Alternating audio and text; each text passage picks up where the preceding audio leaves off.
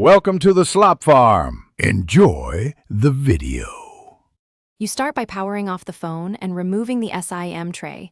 Never work on a live device. Next, make sure you have a clean, well-lit, static-free workspace with small containers for screws. Use a hairdryer or heat gun at low heat to soften the adhesive around edges. This reduces cracking when prying. Once warm, attach a suction cup and lift gently while inserting a plastic pick to separate the glass from the frame. Move deliberately to avoid popping connectors.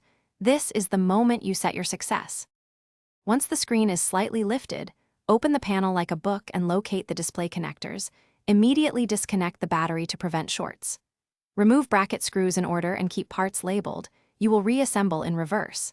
If the LCD is fine, you can replace only the digitizer, or for hairline cracks, use a thin UV-curable clear epoxy to fill gaps. Apply sparingly and cure fully.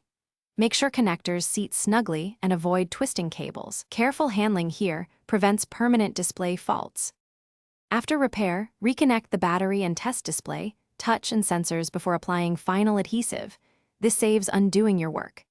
If all functions pass, apply replacement adhesive strips and press the frame evenly for full contact. Allow adhesive cure time per product instructions. If touch or display issues appear, power down, reseat connectors, and clean contacts with isopropyl alcohol.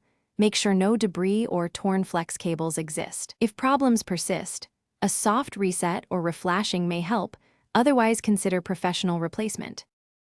Thanks for watching. Consider subscribing if we helped you today.